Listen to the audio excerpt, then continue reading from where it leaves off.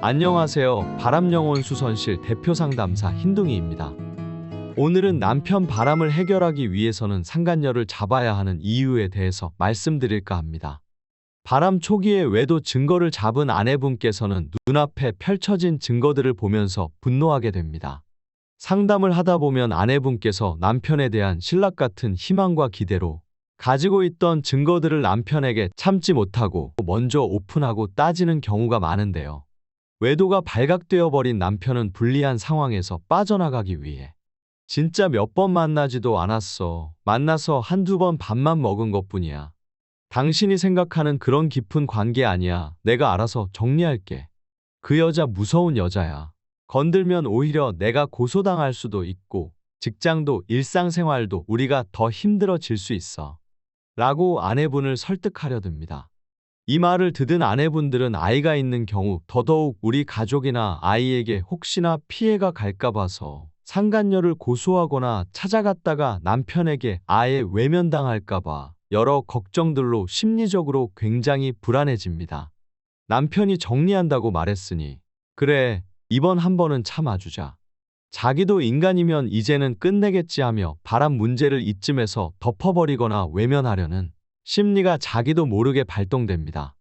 배우자의 바람은 남편의 정리한다는 말 한마디를 믿는 것으로 절대로 해결이 되지 않습니다. 이를 용인하고 넘어간다면 오히려 그들에게 바람을 더 피우라고 아내분께서 기회를 부추기는 꼴이 되고 맙니다. 난처한 상황을 순간 모면하게 된 남편은 틈이 생기면 바로 상간녀를 찾아가 안심시키려 합니다. 앞으로는 더 큰 일은 생기지 않을 것이라고. 아내는 고소할 깜냥이 안 되는 순진한 사람이라고.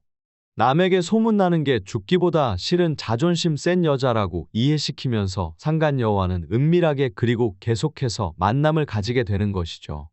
바람을 진정으로 해결하기 위해서는 아내분께서 그동안 가정을 기만해온 남편이 짜놓은 틀을 직접 깨트리셔야 한다는 것이 핵심인데요.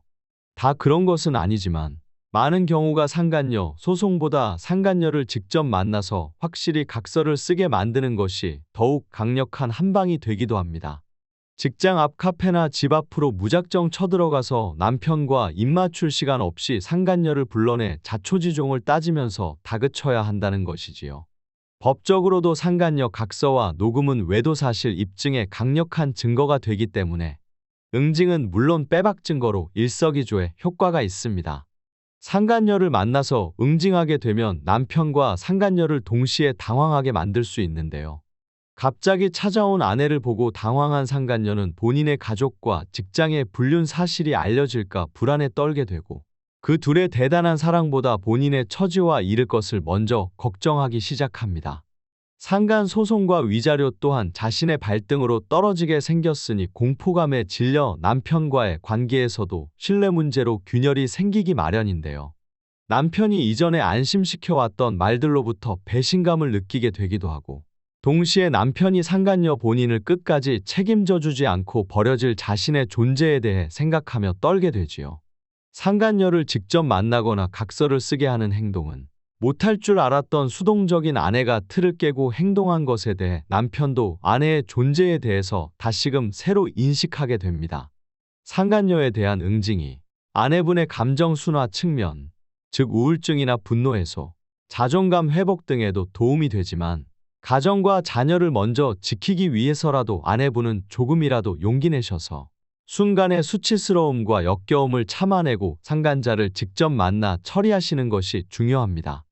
예외적으로 아내분의 성향상 멘탈이 너무 약하셔서 그러한 갈등에 취약하시거나 상간자의 성향이 직업상 특수하고 되바라져서 아내분이 역으로 당할 가능성이 있는 경우에는 이러한 전략을 사용할지에 대해 다시 고려해 보셔야 합니다. 이상으로 바람을 잡기 위해서 상간자를 공략해야 하는 이유를 말씀드렸습니다.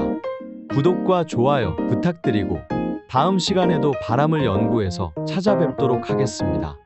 감사합니다.